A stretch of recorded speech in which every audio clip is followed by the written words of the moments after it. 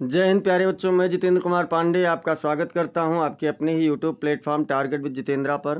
प्यारे बच्चों, इस समय हम लोगों का इंग्लिश ग्रामर का शानदार सीरीज चल रहा है, 1 बाय 1 करके सब कुछ पूरा बेसिक टू स्टैंडर्ड ग्रामर चल रहा है, जिसमें हम लोग आज पढ़ेंगे वॉइस वाच्य का पार्ट 9 एक्टिव या पैसिव वॉइस। और इसके पहले हम लोग 8 पार्ट्स पढ़ चुके हैं, ट्रांसलेशन पूरा पढ़ चुके हैं, पूरा पार्ट ऑफ स्पीच पढ़ चुके हैं। अगर आप लोगों ने अब तक उन समस्त क्लासेस को नहीं देखा है तो आप चैनल पर जाइए और उन समस्त क्लासेस की प्लेलिस्ट का लिंक है आपको वहाँ से आप जाकर के समस्त क्लासेस देख सकते हैं। अगर आप लोग अभी तक चैनल पर नए हैं और चैनल को सब्सक्राइब नहीं किए हैं तो चैनल को सब्सक्राइब कर लीजिए, बेल आइकन दबा दीजिए, जिससे आने वाली समस्त इम्पॉर्टेंट क्लासेस की अपडेट्स आपको मिलती रहें। आज हम लोग इस चैनल पर इस क्लास में आज हम लोग पढ़ेंगे फ्यूचर परफेक्ट टेंस के बारे में। तो चलिए बिना किसी देरी के हम लोग शुरुआत करते हैं।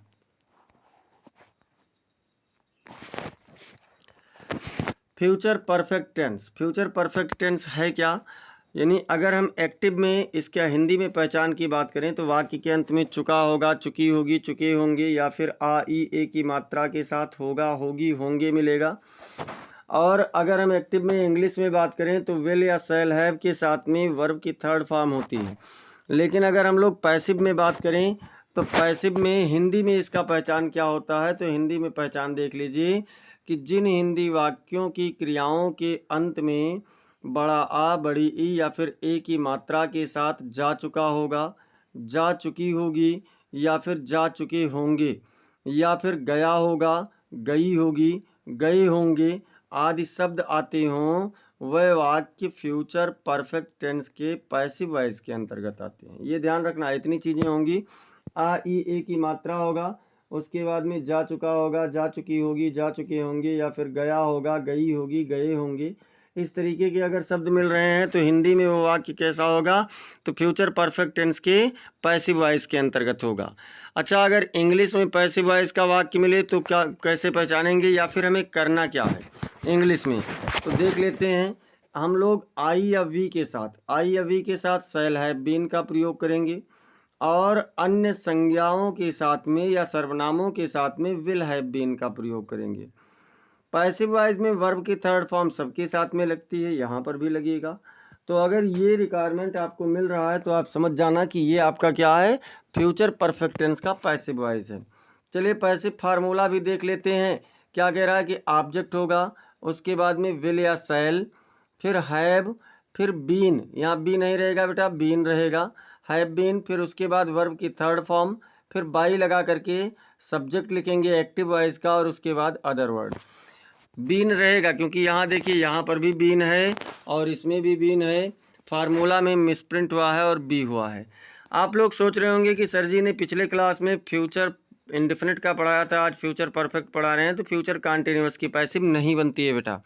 चलिए हम लोग देखते हैं और यहाँ से शुरुआत करते हैं, इसमें देखते हैं एग्जाम्पल से इसका कुछ समझ लेते हैं, तो एग्जाम्पल से और बेहतर समझ में आएगा। एक्टिव वॉइस का वाक्य है कि the boys will have played a game tomorrow, लड़के कल एक खेल खेल चुके होंगे। क्या कहा गया कि लड़के कल एक खेल खेल चुके होंगे। तो पैसिव जब बनेगा तो क्या खेल चुके होंगे, तो ए गेम यानी कि ऑब्जेक्ट है ये क्या है, तो ये ऑब्जेक्ट है एक्टिव वॉइस का, तो इसको पहले ले आइए ए गेम। अब ए गेम के हिसाब से क्या लगेगा, तो विल हैव बीन लगेगा और विल हैव बीन के बाद में प्लेड वर्ब की थर्ड फॉर्म, एक्टिव में भी थर्ड फॉर्म रहता है और पैसिव में भी थर्ड फॉर्म होता है। अब क्या करेंगे, बाई लगाएंगे और एक्टिव वॉइस का सब्जेक्ट लाएंगे यानी कि द बॉयज लाएंगे। अब जो बच रहा है, तो बच क्या रहा है, केवल टुमारो बच रहा है, तो टुमारो लिख देंगे, यानी a game will have been played by the boys tomorrow. अगला देखें तो अगले में क्या कह रहा है कि the teacher will have taught me English, तो किसने पढ़ाया, अध्यापक ने मुझे अंग्रेजी पढ़ाया होगा। अब क्या करेंगे, तो इंग्लिश पहले लेकर के डबल ऑब्जेक्ट है तो हम इंग्लिश से बना रहे हैं, तो क्या होगा, इंग्लिश लिखेंगे, फिर विल हैव बीन लिखेंगे, उसके बाद में टॉट लिखेंगे वर्ब की थर्ड फॉर्म, फिर दूसरा ऑब्जेक्ट लिख करके तब फिर बाई लगाएंगे, तो me by the teacher. In English will have been taught me by the teacher, अंग्रेजी मुझे अध्यापक के द्वारा पढ़ाया जाएगा। ये आपका बनेगा कौन सा, तो ये इसका बनेगा। अच्छा, अथवा इसको हम मी वाले ऑब्जेक्ट को पहले ला करके बना सकते हैं, तो जब मी पहले आएगा तो आई हो जाएगा, तो क्या हो जाएगा, आई शैल हैव बीन, आई के साथ शैल हैव बीन लगेगा, टाट। अब दूसरा ऑब्जेक्ट लिखेंगे तो इंग्लिश हो जाएगा, आई शैल हैव बीन टाट इंग्लिश बाय द टीचर, मुझे अध्यापक के द्वारा अंग्रेजी पढ़ाया जाएगा।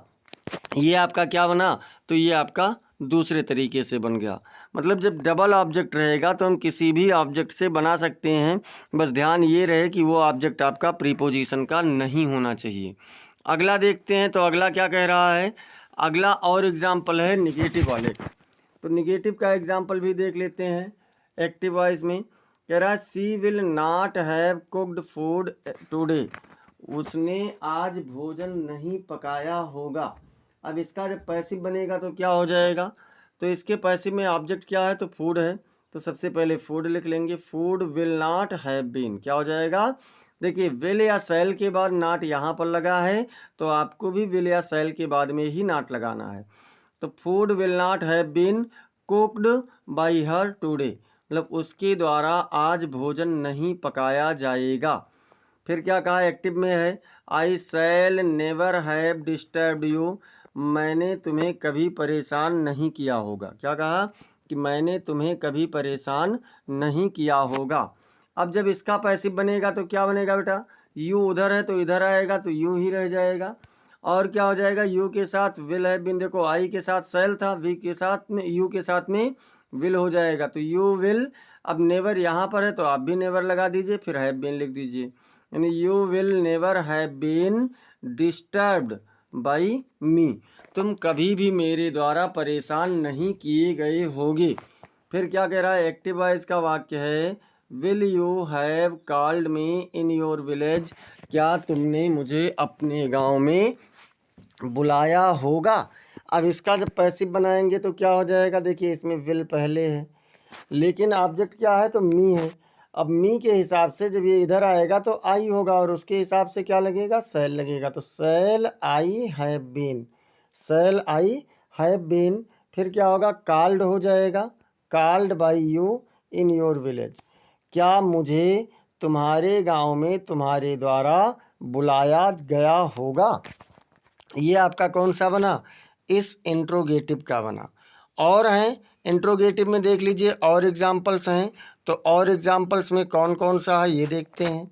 जैसे एक्टिव वॉइस में कह रहा है कि shall we have played any game, क्या हमने कोई खेल खेला होगा। तो अब इसमें क्या करेंगे बेटा, जब पैसिव बनाएंगे तो देखिए यहाँ पर वी था तो सेल लगा था, ऑब्जेक्ट क्या है, तो एनी गेम है, एनी गेम इधर लाएंगे तो इसके हिसाब से क्या लगेगा, विल लगेगा, तो will any game have been played by us, will any game have been played by us, क्या हमारे द्वारा कोई खेल खेला जाएगा, या सॉरी खेला गया होगा। अब देखते हैं एक्टिव वॉइस में अगला कह रहा है when will you have told me the story, तुम मुझे कहानी कब सुना चुके होगे। क्या कहा कि तुम मुझे कहानी कब सुना चुके होगे। तो अब देखो यहाँ पर डबल ऑब्जेक्ट है, एक तो मी है और दूसरा द स्टोरी है, तो चाहे हम मी को इधर लाएंगे तो when shall I have been हो जाएगा, क्योंकि मी इधर आएगा तो क्या हो जाएगा, आई हो जाएगा, तो when shall I have been. अब टोल्ड थर्ड फॉर्म में ऑलरेडी है, तो told the story by you, चाहे ऐसा लिख लो, और चाहे when will the story have been told me by you, when will the story have been told me by you, मुझे तुम्हारे द्वारा कहानी तुम्हारे द्वारा मुझे कब सुनाया गया होगा। ये आप लोगों का इसका बना। अब देखते हैं कि हु वाले वाक्यों की पैसिव कैसे बनाएंगे। तो हु वाले वाक्यों की पैसिव में हम लोग क्या करेंगे, तो सबसे पहले लिखेंगे, देखिए लिखेंगे बाई हुम, उसके बाद में विल या शैल लिखेंगे ऑब्जेक्ट के अनुसार, फिर क्या करेंगे हैव बीन लिख लेंगे, और फिर वर्ब की थर्ड फॉर्म हो जाएगा, फिर जो कुछ बचेगा उसे लिख लेंगे। अथवा क्या कर सकते हैं कि हु लिख लो, उसके बाद में विल या शैल लिख लो, फिर ऑब्जेक्ट मतलब ऑब्जेक्ट के अनुसार विल या शैल, फिर हैव बीन और वर्ब की थर्ड फॉर्म, फिर बाई, फिर अदर वर्ड। ये ध्यान रखना है कि जब बाई यहाँ शुरुआत में लगा देंगे, बाई होम लिखेंगे, तो वर्ब के बाद में बाई का प्रयोग नहीं करेंगे। लेकिन अगर बाई होम नहीं लिखे, हु से लिख रहे हैं, तो वर्ब की थर्ड फॉर्म के बाद में बाई का प्रयोग किया जाएगा। और देखते हैं इसके एग्जाम्पल्स को। तो इसका एग्जाम्पल्स क्या कह रहा है? एग्जाम्पल्स में दो एग्जाम्पल हैं। एक तो है who will have called you here, तुम्हें यहाँ किसने बुलाया होगा। क्या कहा गया? कि तुम्हें यहाँ किसने बुलाया होगा। तो पैसिव जब बनाएंगे तो क्या हो जाएगा? हु को बाई हुम में कन्वर्ट कर दिया, तो क्या हो गया? By whom. फिर will you have been, by whom will you have been called here, मतलब यहाँ तुम किसके द्वारा बुलाए गए होगे। फिर अगला और देखते हैं। तो एक्टिव में कह रहा who will not have help me, मेरी मदद किसने नहीं किया होगा। तो क्या करेंगे बेटा? पैसिव में देखिए, अब इसको हम हु से, एक तो बाई हुम से बनवा दिए, दूसरा देख लीजिए हु से। तो सबसे पहले हु लिखेंगे। अब ये जो मी है, मी इधर आएगा तो आई होगा और इसके अनुसार सेल हो जाएगा। अब यहाँ विल के बाद नॉट है तो आप आई के बाद नॉट करेंगे। अच्छा, क्यों?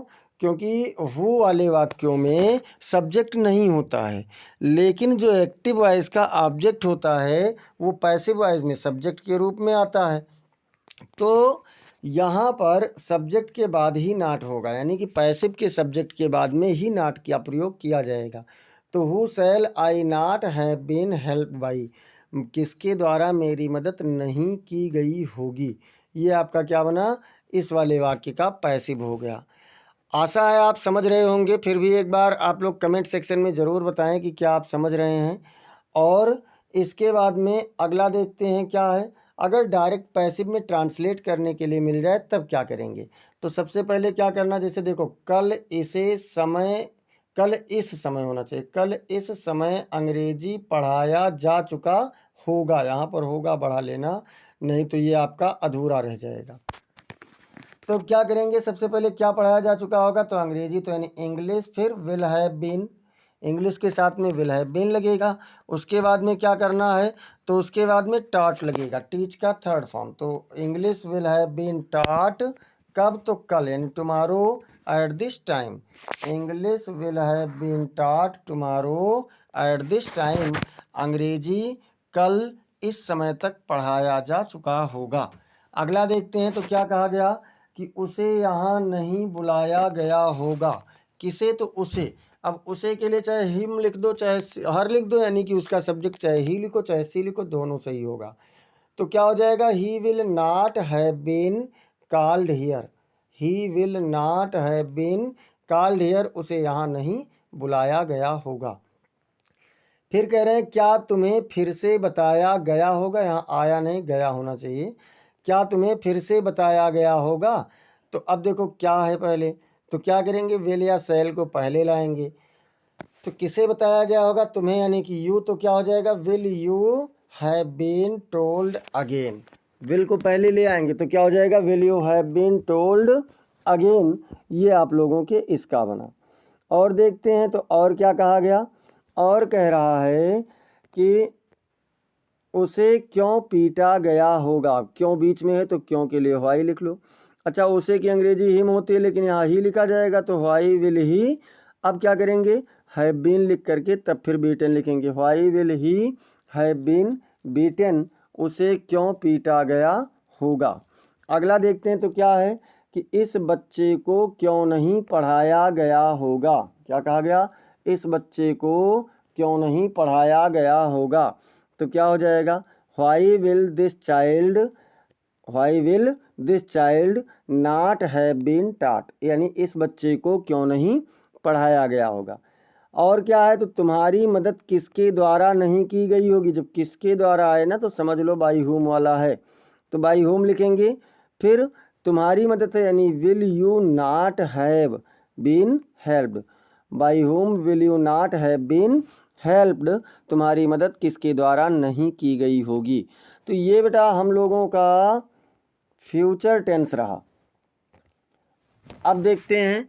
और अगर आप लोगों ने अब तक चैनल को सब्सक्राइब नहीं किया है तो सब्सक्राइब कर लीजिए और साथ ही साथ बेल आइकन दबाना ना भूलें, जिससे आने वाली समस्त इम्पॉर्टेंट क्लासेस की अपडेट्स मिलती रहें। क्लास को आप लोग लाइक कर दीजिए और लाइक करने के साथ साथ आप इसे अपने मित्रों के पास भी ज़्यादा से ज़्यादा शेयर कीजिए ताकि वह भी इसे देख सकें और आप कमेंट सेक्शन में ज़रूर बताएं कि आपको क्लास कैसी लगी। चलिए मिलते हैं फिर हम लोग शाम 7 बजे से कक्षा 10 के रीडर के साथ में।